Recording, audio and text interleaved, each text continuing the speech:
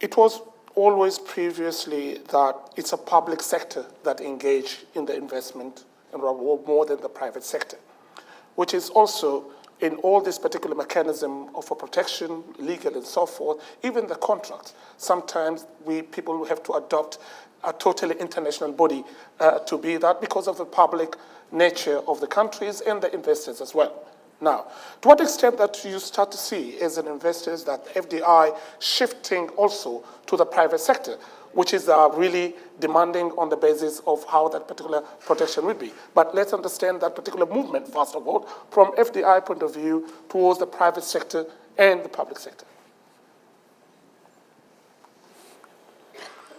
Let me give a bit of a different angle, also following up my colleague's comment about the African countries changing, because it's related to your question.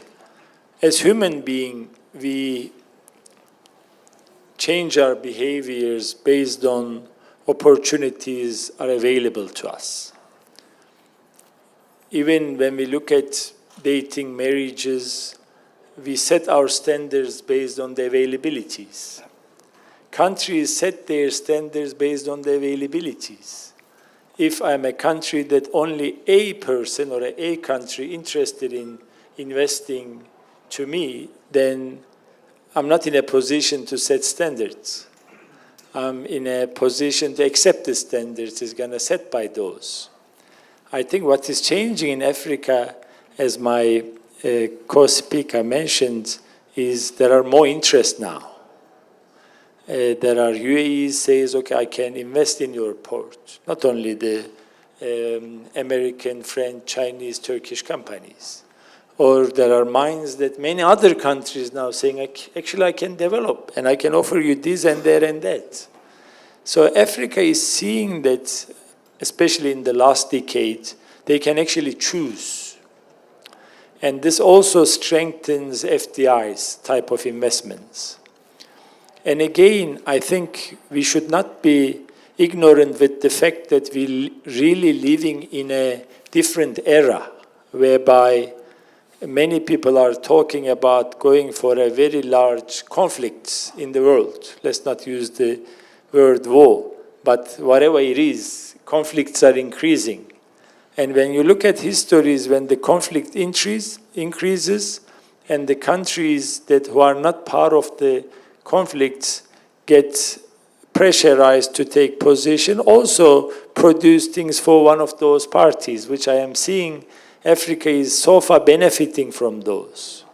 Because when you look at this type of development, world needs more fruit, world needs more minerals, and where's those? World needs more critical minerals, where's those minerals? Which is in the continent.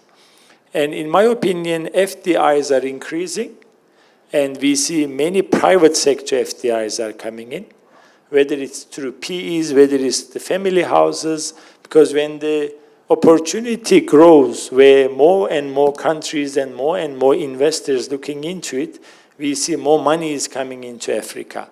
Having said that, one should not be ignorant with the fact that the continent has a huge infrastructure gap. And when I say huge, that's an understatement. It's huge.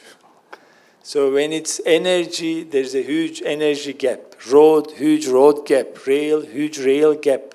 Port gap. Telecommunication gap. And we see this very clearly when you look at Africa Free Trade Agreement and how everybody hoped that could impact and how slowly that's coming into effect. Because when I look at, from my logistic colleagues, the cost of sending from Hamburg to Aparto or Hamburg to Durban port, which costs, let's say, $1,200 to $1,500. But sending from Nigeria to Durban port costs $3,000. So how do you increase your African Free Trade Agreement and strengthen it when your infrastructure is weak? So this is a journey that, in my opinion, Africa has begun. Yes, last 2 years, because of the high interest rates, high inflation, Africa has had many challenges. But in my opinion, it's in the path of growing. I think one thing to note for business people like me, and if we have business people in our audience, the African continent, unlike other continents, because the other continents are different, in my opinion, is a continent that you cannot come to do business for only making money. You will fail. You need to get into the feel of the country. You need to understand your surrounding needs. You can't build a mine and you hope that you will process it and export to UAE or Turkey and just that's it. No, sorry. You need to build schools. You need to build a road to the school. You need to make sure that there are teachers at the school. You need to make sure there are computers at the school. That is the modus operandi of doing business if you really want to be accepted in the area that you do business and you blossom. So one needs to look at FDI investment into continent differently. Because in other countries, I mean, let's say Turkey, you can come buy a mall and you can earn your rentals and you can get your money. Because the other things are managed by other institutions. But many countries in the continent, you need to be many more than an FDI investor. Like you need to really get into the country and develop.